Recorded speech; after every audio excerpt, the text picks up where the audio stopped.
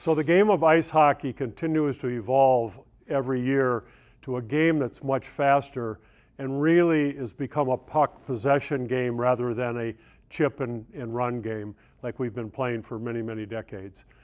As a result of that, the way we practice the game needs to change. And the traditional practice formats actually don't give our players enough time to develop the skills that they need to play in this new version of the game. My name is Hal Tearse, and I've been coaching hockey for 54 years. And I coached from the NCAA level down into the junior level, high school level for many years, boys and girls, and all the youth levels down to U10. And currently, I'm coaching a U12 level, and you're going to see that in the video here on how we run a practice, and you can follow the same format to maximize the development for your players on your team. If you've only been coaching for a few years, or if you've been coaching for many years, this format, I think, will give you some great ideas on how to improve your practice for your players for better outcomes.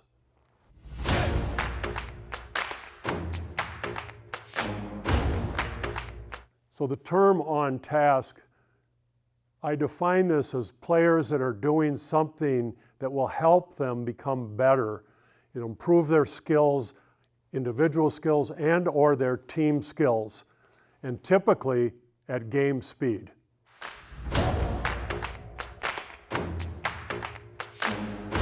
So the next term is on-task time, which means how much time are your players spending doing something that actually really matters to help them get better. So observationally, we want on-task time to go from what right now is about 9 minutes per hour, 9 minutes per hour. And we want to get this to 25 or 30 minutes per hour of on-task activities during practice. So how do we know that this is right? Observationally, with a stopwatch, watching many, many practices and tracking one player in each practice.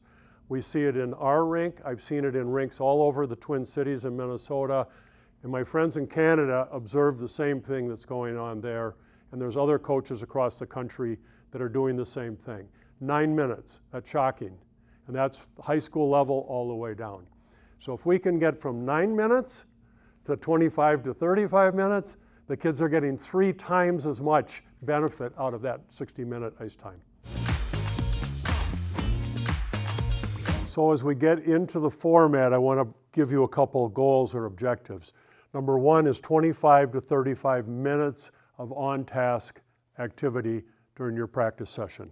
Number two, 45-second shifts if you're competing and they need to be at game speed. You need to encourage your players to keep moving their speed up while you're doing your drills.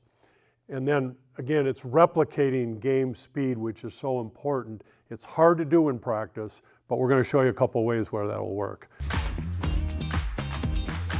A couple other things I want to remind you of is number one, make it fun. Number two, make it competitive. Number three, don't overcoach. So a couple tips I'd like to share with you to achieve this goal. The first one is any drill that you run that utilizes less than 4 skaters at a time, throw it away. For example, this is a horseshoe drill that we've all known, and we have a player comes up, goes around, comes back here, and gets back in line. It takes 7 or 8 seconds to do that drill. And then they stand in line for 45 seconds, or maybe 60, depending on how many other kids are standing in line, okay? You need to get rid of those drills. The second tip, and this is really important, and we'll show you how to do this. Leave your whiteboard in the locker room. Do not bring it out to the ice, because that's a time waster. So the beginning of this whole format of practice is set up so that your players arrive at the arena at least 45 minutes prior to ice time, okay? But what they do is really important. They can tape their sticks, they can stretch, and they can do the things that they need to do to prepare to skate, but they need to be ready to go when the Zamboni doors open, not close, open, and goes out to resurface the ice. That's the time when you and your coaching staff come in and you talk about practice, make announcements, anything you need to communicate to your team, draw on the whiteboard in the locker room so they know what drills you're going to run during the course of practice. Then, when the Zamboni doors close and the ice is ready, everybody knows exactly what's going to happen at practice. I do know some coaches that actually send the practice plan to their players the night before, because some players need that kind of time to figure out what's going to happen. All right, guys, here we go. This is what we're going to do in practice today. Please pay attention. And then as soon as we're done, you guys can get up and we're going to go out and get on the ice, okay? So we're going to do a couple different things today. One's going to be we're going to do a D-zone drill on positioning. And here's what it looks like. We're going to have a coach here. We're going to have a coach here with the puck. Defenseman here, centers down here, right? You guys are the centers, right? Down low. This is D-zone, right? Wing here, and this other wing is out here, high slot, right? That's the basic configuration. When coach does this, when he passes or skates the puck over here, what has to happen, guys? Not everybody at once. No. Yeah? Move to the other side. Who should move to the other side? The center and the wing. Center and the wing. This wing needs to go very quickly over there, really fast, right? Where does the center go? The center comes out and comes across this way to support the play. This wing comes into here, okay? And this D comes back to the front of the net, and the other D out here, he heads off that way, okay? Everybody understand that? Now we're going to walk through it. We're going to do it slow, and then we're going to do it faster, and we're going to do it faster. We'll get a lot of reps because we have an extra 15 minutes of ice time tonight, okay? The two key players in this is the center and the weak side wing, who now becomes a strong side wing, right? We're going to bring the nets in here, okay? Really tight. We've done this before. Everybody remember that? And you play. The skaters are playing right between the nets, and we can put a guy behind or whatever to make sure we keep the puck in. All right. What's the purpose? Because you play in small zones. Playing in small spaces, right? Like in front of the net all the time, because we struggle there a little bit. Okay. Then we're going to go into it and we'll do back-to-back nets. You guys have all done that drill before? Yeah. I don't think we've done it, but you guys, most of you have done it. If you haven't, you watch and we'll see. Okay. Every practice is 60 minutes long in this format. You can adjust it if you've got longer, but we're going to show you how to run this in a 60-minute format. So we're going to break the practice into 4 sections. And the first one is called soft skills.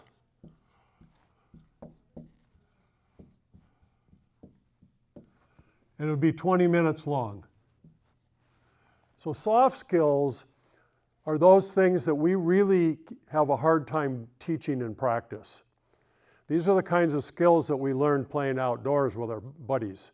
These are close contact. These are small area games that we all know about because USA Hockey's been talking about them for a long time. But this is how to effectively use them, and you will see them in the video on how we do them. The second element of our practice is what we call hard skills, which really focuses primarily on skating skills without and with pucks, because it's both important. These are things that have to happen all through the season, not just in camps during the summer. Hard skills is also a 20-minute segment of your practice. Third element of practice is game skills, because those are super important. So game skills are going to be about 15 minutes, about 15. Now you can adjust these based on what you need to get accomplished in your practice. But game skills are all sorts of things that you need to teach, like face-offs, power plays, penalty kills, regroups, the wide variety of stuff that you're already doing. But this is a good place to do it in this segment of your practice. And try to keep it as competitive and as high speed as possible. The last portion, which I think is also very important, is what I call team skills. And this is about culture. And it may only be 5 minutes, but it wraps up the practice. So in our version of doing it, we do push-ups for the kids that are led by the kids, and then we do something called winner's circle at the end, where the kids, the players, compliment each other on things that happened during practice, and they give a lot of positive reinforcement, and then we back out and let the team do a breakdown, and then we're off the ice. The reason that the team skills is so important is that players need to get 5 to 6 positive comments versus 1 correction to be really efficient at learning. If they get too much positive, everybody gets a trophy. If they only get 2 or 3 positives and 3 or 4 negatives, the negatives is the only thing they hear. So this is the right research-based allotment. Coaches can't give every player five pats on the back in every practice, and it's more meaningful when it comes from each other. Most youth teams are given 60 minutes of practice, and we allocate it 20 minutes for soft skills, 20 minutes for hard skills, 15 minutes for game skills, and 5 minutes for team skills. So let's go to the first unit, which is soft skills. And this begins immediately at the beginning of practice. We don't throw any pucks out on the ice. We take the pucks out and we put them right here with a coach. And we set up nets here and here. The reason we don't throw the pucks out is if we do, the kids are going to grab them and they're going to run all over the rink and shoot them all over and off the glass and at the nets. And that's going to waste 5 or 6 minutes before we get organized. So this saves us a lot of that time that isn't very beneficial to players. Now we get a coach here, we get players lined up on the blue line, we get players lined up on the blue line, and we are running essentially 3-on-3, 3v3, sometimes 2v2, and then you can modify it from there. You might want to do 3-on-2, you might even want to do 2-on-1s. You might start with 1-on-1 and add players in and make in a progression, okay? And we keep score. And the losing team gets a little extra skating before we move on to the next section. But the coach stands here and runs this, and if pucks come out, he just shoots another puck back in. Pucks come out, shoots another puck back in. If you've only got one goalie, then put a shooter-tooter in, and be sure you switch the teams back and forth so it's fair in terms of shooting at a goalie. In the soft skills segment, we want it to be game speed as much as possible, emphasize puck support, emphasize good stick strength on the wall, and you'll find if you run this over the course of the season, these are the kinds of skills you really can't teach them in other drills, and they will get better every week, week by week. We've seen it with our team, you can see it with your team. For this segment and these drills, we want them in and out in 45 seconds or less. 45 seconds, 45 seconds, and then the next group goes in. This is a continuous, ongoing drill, and the coach just puts the pucks in. There's no coaching going on in terms of how the kids play.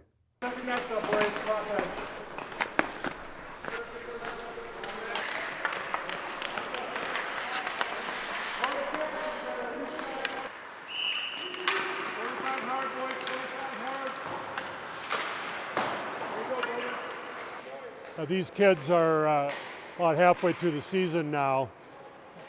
And the object of all this, of course, is all of the small area game functions that we're looking for.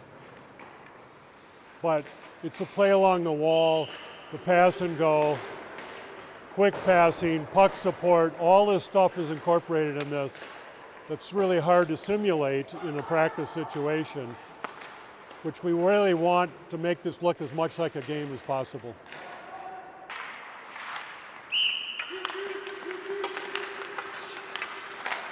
One of the reasons we do this immediately at the beginning of practice rather than at the end of practice is that we save a lot of time that gets wasted at the beginning of practice when the kids come out and the pucks come out.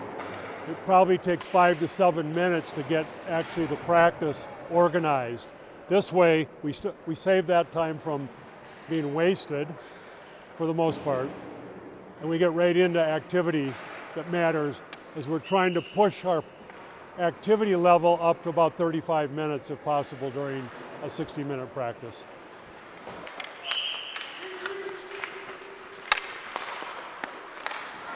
So as you can see from the video here, there's no coaching going on other than structure.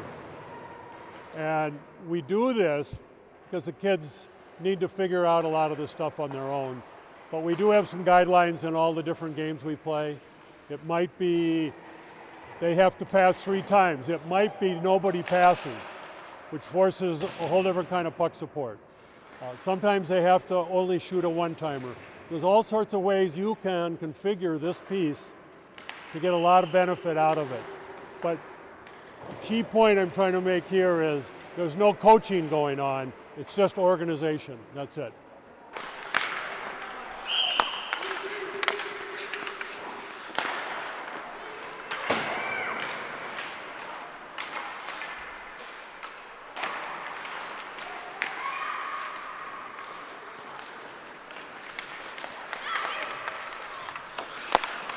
So with what we call coach pass is that when there's a transition of possession, they have to pass it out to one of the corner coaches. And sometimes we've got an older player here that's helping out. And then they transition and start their attack going the other direction.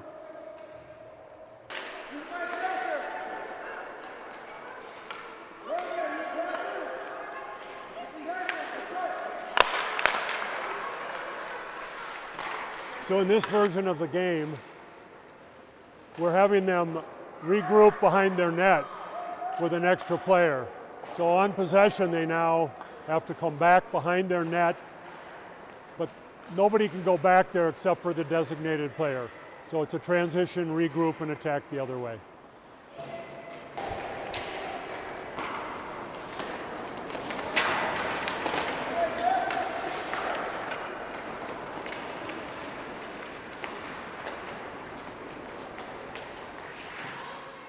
So our next step that we move into almost immediately is hard skills. So we break up the scrimmage, cross-ice scrimmage, and we go into hard skills with players down here. But our goalies, if we have full ice, we'll have our goalies down here working with a couple of coaches, working on goalie skills. And then from here, we start working on skating skills. And again, refer to the videos that we'll link. You'll see it in the video. But skating is so important. Fundamental skating, slow and then faster as the season goes on, and also adding pucks as the season goes on once they get comfortable. But especially for youth players, this may be the most impactful skill set you can help your players get better at and make them play at a higher level. Okay, so what's really important about this, and please remember back, if less than 4 players are moving at a time, fix it, change it. So our solution is we'll have these players coming up to this midline perhaps, and the next group is coming behind them, but this group turns around and starts going back the other way. So we typically have 8 to 10 players skating all the time. And they have to keep their head up, especially if they're doing some backward skating. They got to look over their shoulders. You'll see this in the video. This maximizes the reps that they get at whatever drill you choose to run in their skating hard skill segment. Also, you need to put some passing drills in there. You need to do some things. But it's really important to keep a lot of kids moving all the time.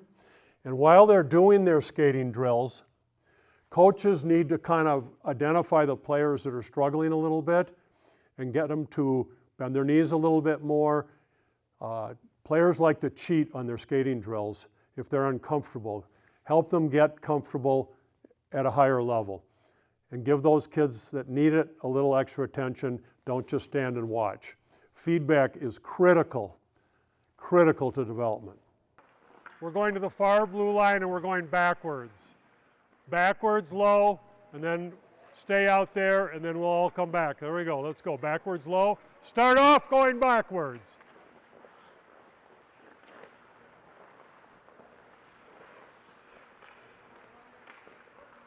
Okay, first group, go.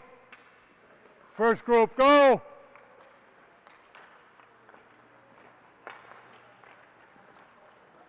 Come on, let's go.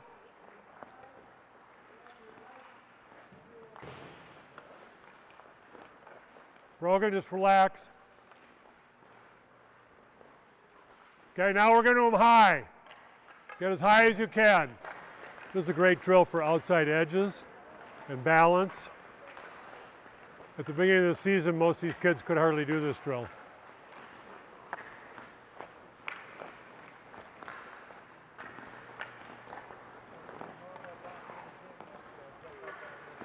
Attaboy, attaboy, good job.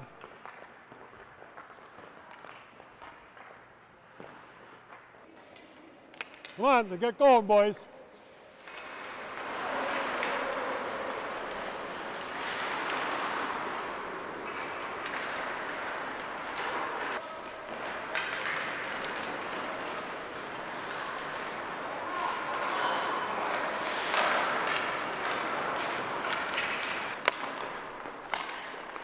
Basically working on the goalies, trying to shoot from a number of different angles, getting them to work on their stick work, getting them to work on their rebound control, and getting them to work on their movement from post to post. Another option for this is what we call fast hands, fast feet.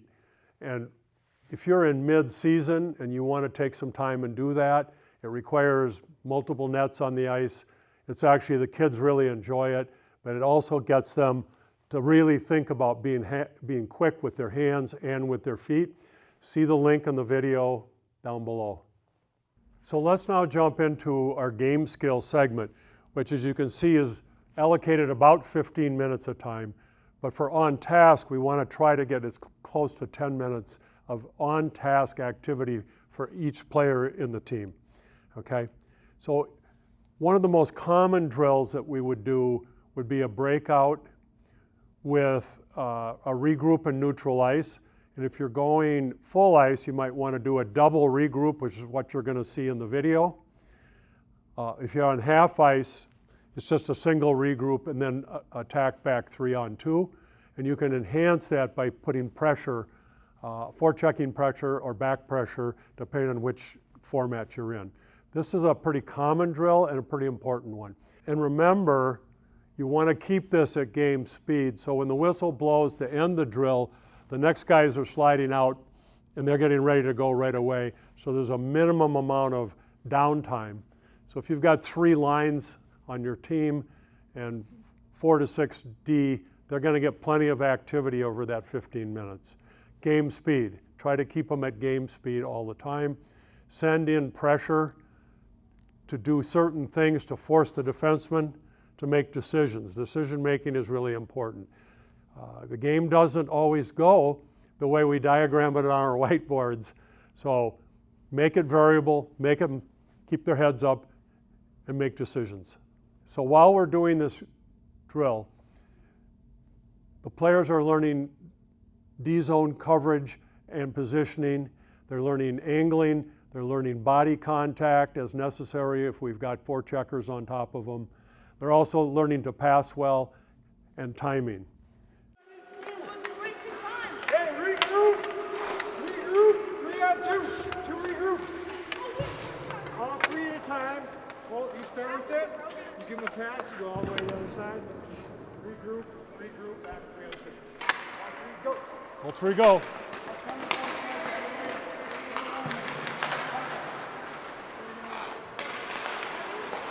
Where are you going? Where are you going? Attaboy. Regroup.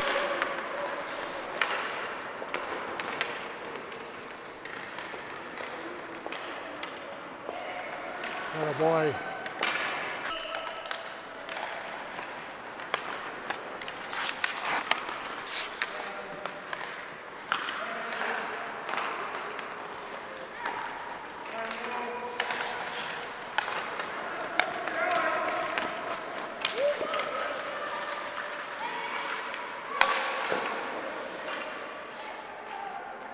Other options for this segment of practice would be face-offs.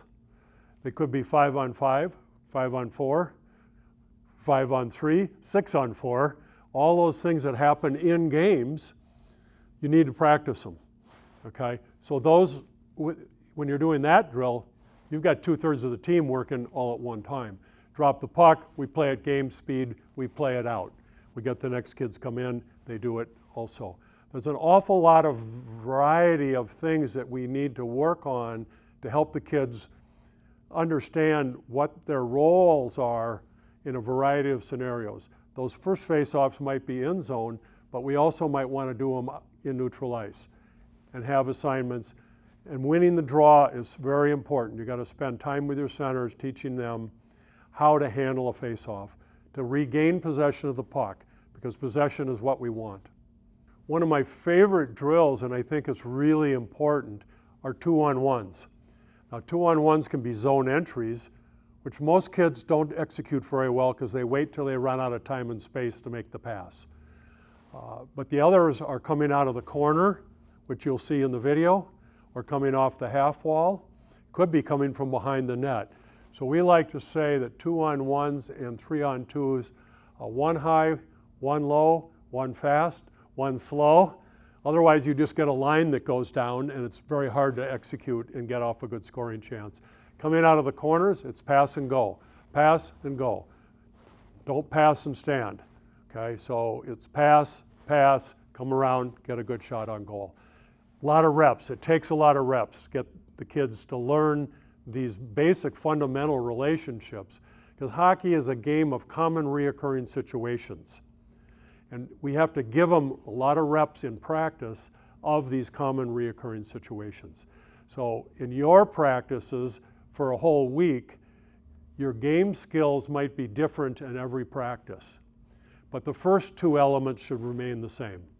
The third one, you have a lot of things that you want to do based on your assessment of how your team is playing and what kind of things they need. So for the out of the corner 2-on-1, we would have, we're going to have two players down here and we're going to have a D-man here, and they're going to exchange the puck, and this kid's going to go, this one's going to move. The defenseman has to figure out who's the most dangerous player, sticks in the passing lane, he's got to manage his gap control in between. A lot of different ways that this can go. They could go back and forth, with the D has to adjust. This player could come through, this player can come around. There's a lot of different ways that this can go. I try not to diagram it for them. I want them to solve this problem. Because if they solve the problem, then they own it. They own the skill.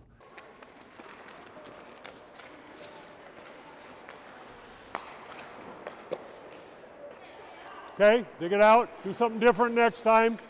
Do something different next time. Come on, guys.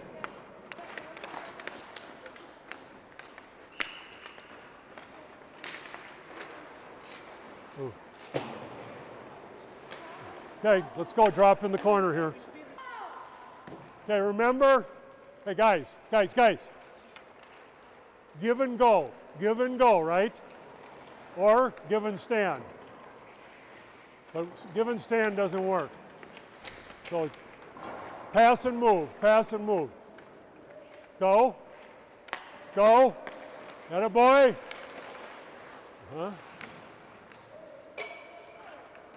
Yeah, go. I want you to cut that D off. if you're going to make the pass to him, I want you to come out between him and the D. Okay? You understand what I'm talking about? Well, okay. Boom! Okay. And we got 4 minutes. The last piece is what I call team skills. And this sort of brings your whole practice session to a conclusion, and hopefully in a very positive way, in a positive note. So the first thing we do is push-ups on a circle led by 2 players who count it out. When we started this at the beginning of the season, they did 1 push-up the first day. And the next practice, they did 2 push-ups. The next practice, they did 3 push-ups. Now these are 11 and 12-year-olds, so we're up at about 25, but that's kind of the max for most of these. Some of them can't quite do that. Older players can go higher, but it's a progression through the course of the season. It only takes a couple minutes to get it done.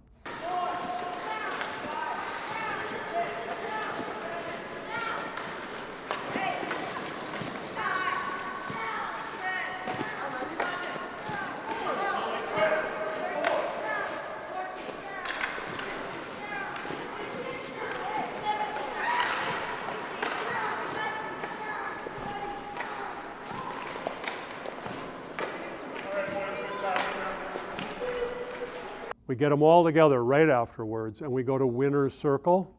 Some teams call it champion's circle. And there the players have an opportunity to recognize other players for specific things that they did really well in practice. In the early going, they'll tend to just be, well, he played really hard, or he did this. So you have to prompt them a little bit to be more specific and to look at the player that they're talking to. You will find that if you have them enough time, they'll do this for like 15 minutes. So you have to manage this as a coach. It's really fun to do. The kids really like it. And if you forget to do it, they will remind you. In some cases, we've actually had to go to the locker room and do it because the Zamboni is actually out on the ice. And this all comes about, this is team culture. And as a coach, you want to think about how to create an environment or a culture around your team that is different than any team they've ever played on, and memorable, and it's positive. And it's sort of like, this is how we do things here on our team. Don't care what everybody else does, but team culture needs to be part of your team. The stuff we're showing you is part of my team. But feel free to take it and use it and modify it, but understand the concept because it's really important. Okay, so here's our winner's circle after practice. Yes, Andrew? I thought Rocco did a really good job on the power turn drill. Awesome. I thought Drew did a really good job in the breakouts. Where is he? Is Why don't you tell him? Drew, I thought you did a really good job in the breakouts and break it. Yeah. David? I think Tripp and Liam did a really good job at the last minute kind of shootout thing. That was kind of hard, wasn't it? Yeah. Yeah. What do you got? I think Max did really well in the power turn drill we did in the skating drill. That's cool. We're going to do that again, too, for sure. Yeah. What do I you got? think Rocco had great composure during that drill. Yeah, that's good. I like that. Yes, back there. I think that Rocco and Pace did like a really good job skating and passing and back and forth in like the past 5 minutes. Following the winner's circle, and again, you have to manage it or it'll go too long, and you have the players do the breakdown. You're going to see it in the video, and it's really important that they initiate it, they do it, it's their design. Let's go!